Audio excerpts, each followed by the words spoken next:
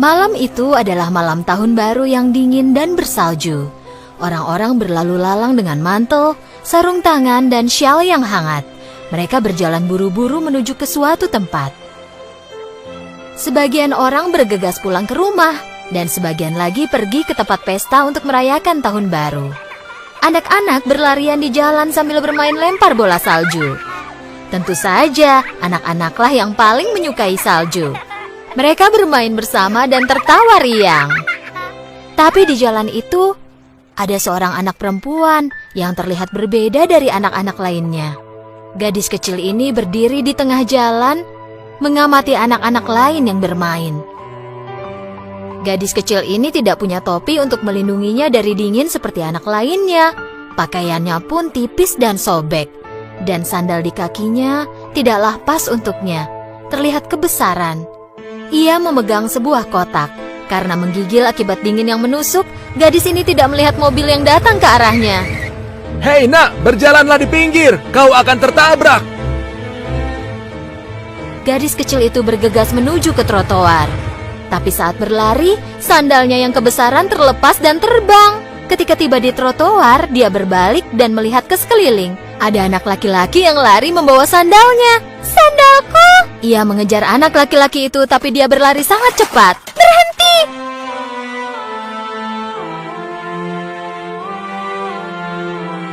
Dengan terpaksa, gadis itu berjalan tanpa alas kaki, mencari tempat berteduh di samping sebuah tembok.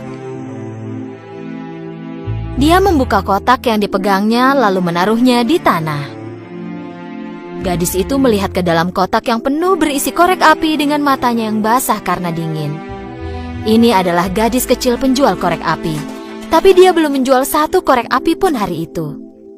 Jika dia bisa menjual beberapa korek api dan dapat uang, dia bisa pulang dan makan semangkuk sup hangat bersama ibunya. Jadi dia mulai berteriak dengan suara kecilnya yang bergetar karena dingin dan sedih. Korek api! Korek api! Ada yang mau beli? Korek api! Tak seorang pun yang memperhatikannya. Jadi gadis itu duduk bersandar ke tembok. Jari-jarinya mulai sakit karena dingin. Dia tak tahan lagi akan rasa sakitnya. Dia harus berupaya untuk menghangatkan diri. Gadis kecil itu membuka kotak dan mengeluarkan korek api. Jari-jarinya kaku dan hampir tak bisa memegang korek api. Dengan tangannya yang gemetar, dia menyalakan korek api di dinding, dan tiba-tiba cahaya oranye yang hangat menyelimutinya. Gadis malang itu menghangatkan tangan kanan dan kirinya secara bergantian dengan korek api. Tangannya kini tidak dingin lagi. Dia mendapati dirinya ada di hadapan sebuah tungku yang menyala. Dia menatap api tungku dan mulai bermimpi.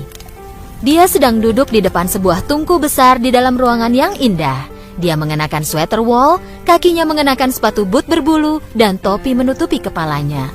Rasanya cukup panas, dia pun mulai berkeringat. Tapi tiba-tiba, batang korek apinya habis terbakar. Dengan padamnya korek api itu, mimpi indah itu pun hilang. Jari kecilnya mulai membeku dan terasa sakit lagi. Gadis kecil itu menyalakan korek api lainnya. Pada saat itu, angin dingin bertiup. Gadis kecil itu menghadap ke tembok agar korek apinya tidak padam, dan dia menutupi api dengan kedua tangannya. Ketika dia melihat api itu, tembok di depannya tiba-tiba menghilang dan terbuka. Di dalamnya ada sebuah ruangan besar. Di sana ada berbagai macam makanan di atas meja bertaplak putih, dan tempat lilin perak di atas meja itu menyinari seluruh ruangan seperti siang hari. Dia menatap meja dan melihat bahwa di tengahnya ada sepotong besar daging panggang yang terlihat lezat.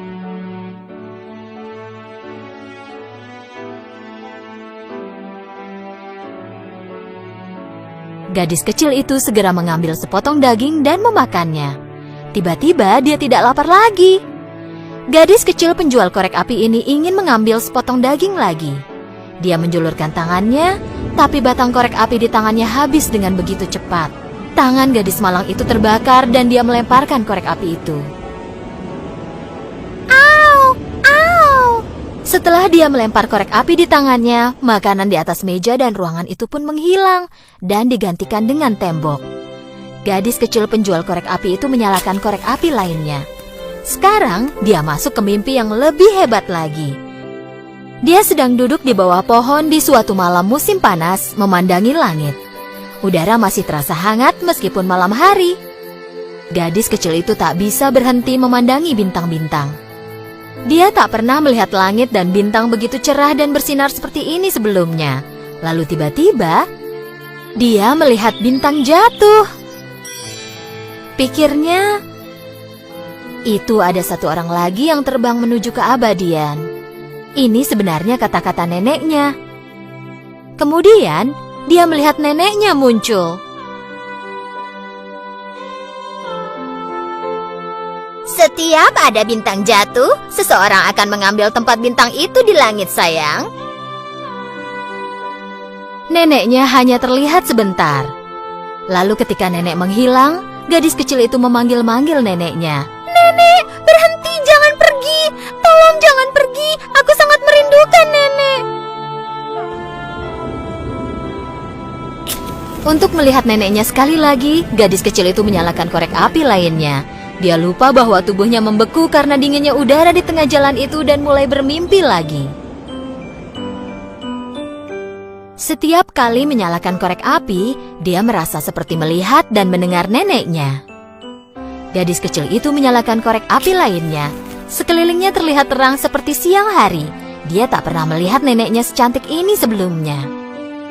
Wajah nenek yang penuh kasih membuatnya lupa akan hari-hari dingin dan pahit yang telah dia lalui. Gadis kecil itu tak ingin momen ini berakhir, jadi dia buru-buru menyalakan korek api terakhir. Neneknya muncul lagi di hadapannya. Nenek mengulurkan tangannya untuk memegang tangan gadis kecil penjual korek api itu. Mereka mulai terbang ke langit bersama-sama. Gadis kecil itu merasakan kelegaan. Tidak ada dingin atau rasa lapar lagi. Saat itu, sebuah bintang jatuh melintas di langit.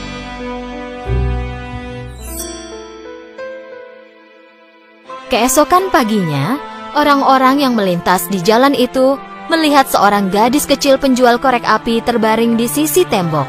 Matanya tertutup tapi mulutnya tersenyum.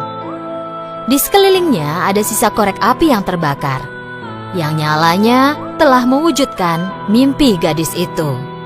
Mimpi yang tak pernah diimpikan siapapun.